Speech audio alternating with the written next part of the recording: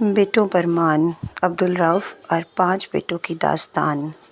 ایک درد بھری مگر ایمان افروز کہانی۔ کبھی کبھی انسان سمجھتا ہے کہ بوڑھے ماں باپ کی خدمت ایک ذمہ داری ہے، مگر حقیقت یہ ہے کہ وہی خدمت تمہارے نصیب بدل دیتی ہے۔ یہ کہانی ہے ایک بوڑھے باپ عبدالرؤف کی، جس کے 5 بیٹے تھے اور اس کو بھی اپنے 5 بیٹے ہونے پر بڑا مان تھا، بڑا فخر تھا، مگر دل کا وارث صرف ایک نکلا۔ محبت، قربانی اور وقت کے انجام کی یہ داستان تمہیں یہ سوچنے پر مجبور کر دے گی کہ کیا ہم بھی اپنے والدین کے ساتھ ویسا ہی سلوک کر رہے ہیں جیسے کل کو ہمارے بچے ہم سے کریں گے۔ قدیم شہر بصرہ کے قریب ایک چھوٹے سے گاؤں میں عبدالرؤف نام کا ایک نیک اور بہت محنتی بزرگ رہتا تھا۔ زندگی کے آخری ایام تھے، جسم کمزور مگر دل دعاؤں سے بھرا ہوا۔ عبدالرؤف کے 5 بیٹے تھے، بڑا زاہد، دوسرا فراز، تیسرا نعیم، چوتھا کاشف اور سب سے چھوٹا عابد۔ عبدالرؤف نے اپنی جوانی میں محنت، دیانت اور دعاؤں سے اپنا گھر بنایا تھا، لیکن بڑھاپے نے جب جسم کو کمزور کیا تو وہ اولاد کی خدمت کا محتاج ہو گیا۔ اس کو یقین تھا کہ جس محبت سے اس نے اپنے بچوں کو پالا ہے، اسی محبت سے اس کے بچے اب اس کی خدمت کریں گے۔ پہلا بیٹا زاہد ایک زمیندار تھا۔ اس کے کھیت وسیع تھے اور جیب مالدار، مگر دل میں غرور بھی بہت زیادہ۔ بوڑھا باپ جب کھانستے ہوئے پانی مانگتا تو زاہد اپنی مصروفیات کا بہانہ بنا دیتا۔ ایک دن عبدالرؤف نے کہا، بیٹا، اگر بوڑھا باپ تمہارے لیے بوجھ بن گیا ہے تو بتاؤ، میں خود ہی چلا جاؤں گا۔ زاہد نے شرمندگی سے نظریں جھکا لیں، مگر زبان سے محبت کے 2 بول بھی نہ نکل سکے۔ عبدالرؤف کا دل بری طرح ٹوٹ گیا۔ چند دن بعد عبدالرؤف خاموشی سے دوسرے بیٹے فراز کے گھر چلا گیا۔ دوسرا بیٹا فراز ایک تاجر تھا، کاروبار میں مصروف، مگر دل میں والد کے لیے وقت نہ تھا۔ اس کی بیوی کو تو سسر کی موجودگی بوجھ لگتی۔ ایک دن اس نے اپنے شوہر سے کہا، یہ بوڑھے کی کھانسی اور کمزوری سے میرا دل گھبرا جاتا ہے، انہیں کہیں اور بھیج دو۔ فراز نے بھی اپنے باپ سے کہا، ابا، اگر آپ چاہیں تو نعیم کے گھر چلے جائیں، وہاں آپ کو آرام ملے گا۔ یہ الفاظ عبدالرؤف کے دل پر تیروں کی طرح لگے۔ وہ چپ چاپ اپنا عصا اٹھا کر گھر سے نکل گیا۔ تیسرا بیٹا نعیم ایک کسان تھا، دل برا نہیں تھا، مگر وقت اس کے پاس بھی نہ تھا۔ وہ صبح سے شام تک کھیتوں میں رہتا۔ اس کی بیوی بچوں کو کہتی، دادا کے ساتھ کھیل لو، میں ذرا کام کرتی ہوں۔ چھوٹے بچوں کی ہنسی میں جب بوڑھا عبدالرؤف اپنے ماضی کے خوابوں کو دیکھتا تو اس کی آنکھوں سے آنسو ٹپک پڑتے۔ کبھی سوچتا، کاش میری محنت نے محبت بھی خریدی ہوتی۔ چند ماہ بعد عبدالرؤف پھر خاموشی سے چلا گیا، اس دفعہ کاشف کے گھر۔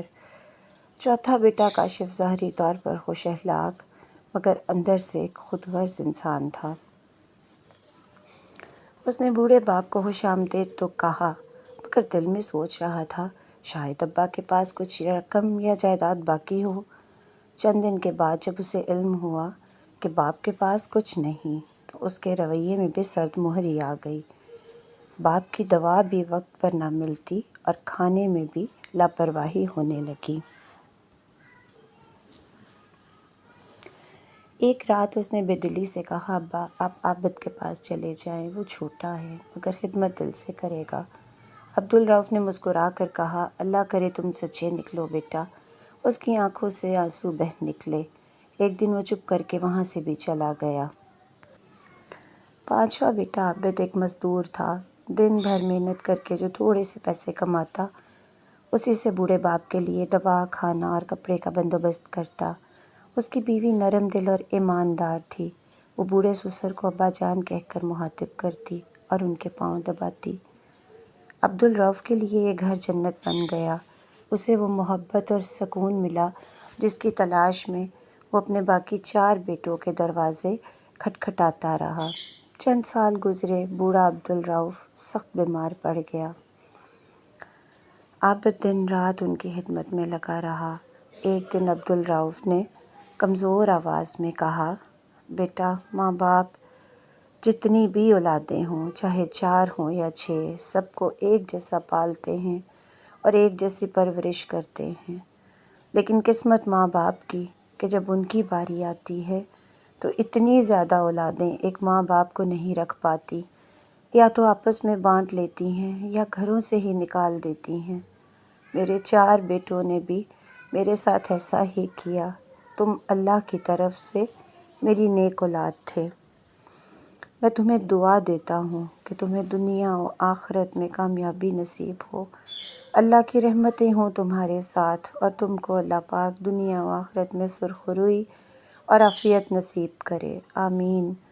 بیٹا، میرے جانے کے بعد بصرہ کی پرانی گلی میں سلیم بن نافع کے پاس جانا اور اسے کہنا، عبدالرؤف انتقال کر گئے ہیں، وہ امانت دے دو جو تمہارے پاس ہے، وہ امانت تمہاری ہے بیٹا، اسے حلال روزی میں استعمال کرنا۔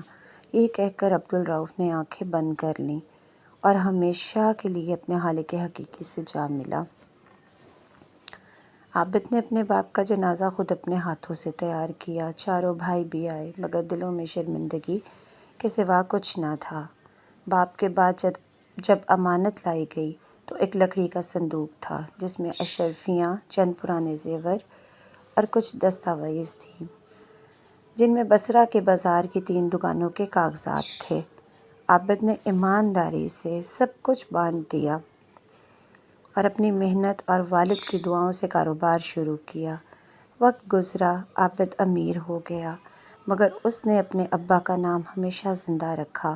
4 بھائیوں کے نصیب بگڑ گئے، وہ زمانے کی مشکل میں جکڑ گئے، ان کا رزق کم ہو گیا، مگر عابد کا دل ایمان اور شکر سے بھرا رہا اور اللہ پاک نے اسے اپنے باپ کی دعائیں لگا دیں، اسے دنیا میں بھی خوش و خرم اور پرسکون زندگی عطا کی۔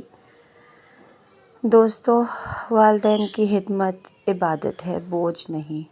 اولاد کی خوش بختی ماں باپ کی دعاؤں میں چھپی ہوئی ہے۔ غرور اور بے ادبی انسان کو عروج سے زوال تک لے جاتی ہے۔ اگر آپ کو یہ کہانی اچھی لگی ہو تو کامنٹ میں اپنے رائے کا اظہار ضرور کیجیے گا۔ اللہ پاک ہم سب کا حامی و ناصر ہو، آمین ثم آمین۔ جزاک اللہ خیر۔